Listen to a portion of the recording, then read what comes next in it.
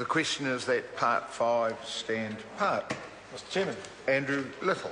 Thank you, Mr Chairman. Mr Chairman, I don't want to unduly delay the House and dwell unnecessarily on parts of the bill. There's a largely technical parts in this bill here, but I think what is clear from these provisions is, and what they illustrate, is the continuing transfer of the cost of the administration of family justice to the participants themselves.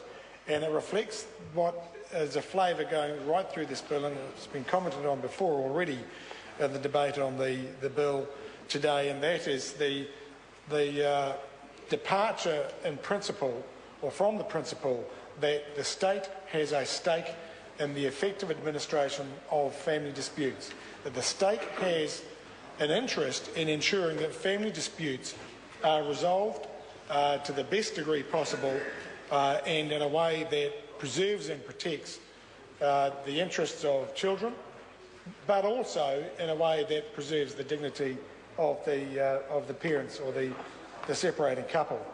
This is all about transferring cost, and in all the pieces of legislation referred to in Part 5, which is all about applications relating to aspects of a family separation, so the Child Support Act, for example, other aspects of the Family Court Act.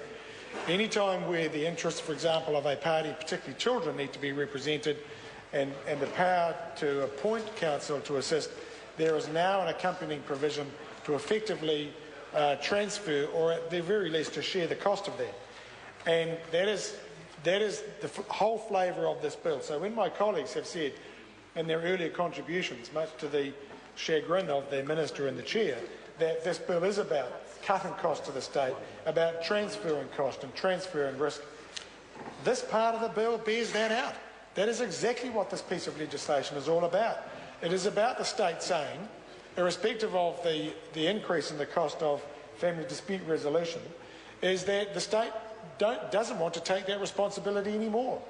And it's not good enough for the Minister to say, oh, there's been this huge blowout in cost, without explaining actually what has happened. There are more people, more parties to family disputes and separations participating actively in that process. Right. And whereas once upon a time, even 10 years ago, very few men actually actively participated in a lot of these proceedings and took up and exercised their rights of representation, that has now been happening. And there has been a fathers' rights movement, a men's movement that has become more active, some would say more aggressive, in ensuring that men as partners in dissolving relationships start to get heard, and in some cases make a fuss, and in some cases, which I think what the Minister is adverting to in her comments, making, some might describe, an unnecessary fuss, at least being litigious.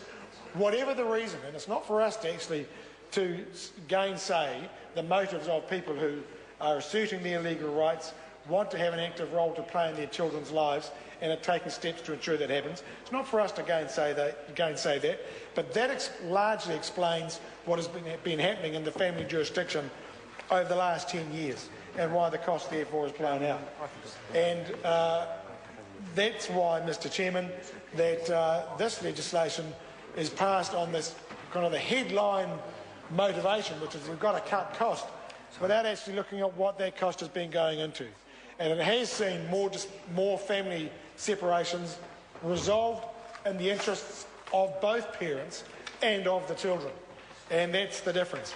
This part, which deals with ensuring that any other application under any other piece of legislation that involves representation of the children, that cost is now to be shared. So impecunious parents who might otherwise rely upon legal aid, at least for their own representation, may now find themselves saddled with a cost or the share of it for counsel for the child, or even counsel assisting the court, because there is the right for, if the court is concerned that any party is unrepresented and the court needs assistance, or the issues are complex, and I know the Minister said the issues in family law aren't that complex. Actually, the legislation says, yes, there are complex issues, and the court might need assistance, which is why a lawyer might be appointed to assist the court. Well, this says that that cost at least will be apportioned between the parties as well. This part of the legislation, Part 5 is all about demonstrating that whole thing about transferring the cost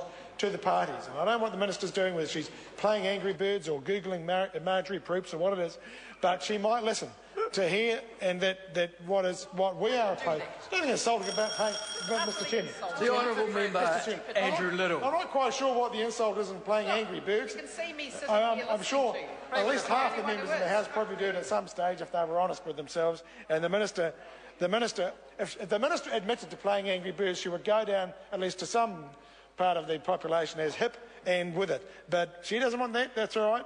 She wants to present a different image. That's entirely up to her. What's the image? I have a guess. I can have a guess what the image is.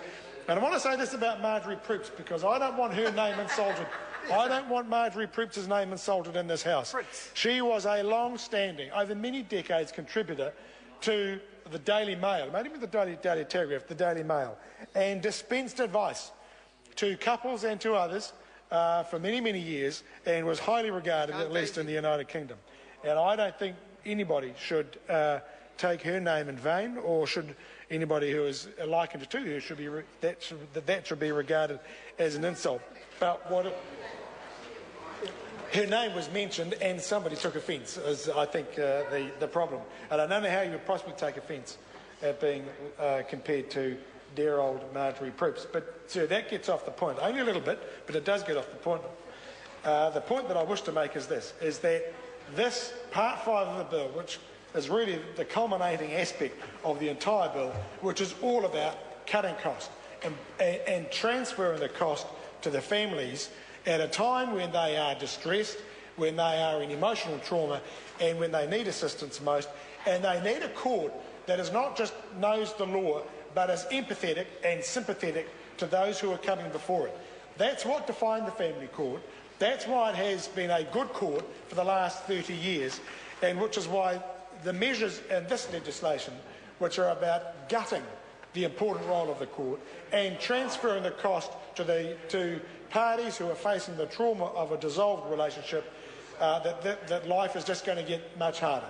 And so that is why, Mr. Chairman, we are deeply distressed at the provisions in this bill, and we are opposed to it, and we will continue to oppose it, and why it is disappointing that the Minister, in spite of all the good advice she has received, including from the expert reference group and indeed from members on this side of the House, persists in a piece of legislation that is going to be bad for families and bad for New Zealand as a whole.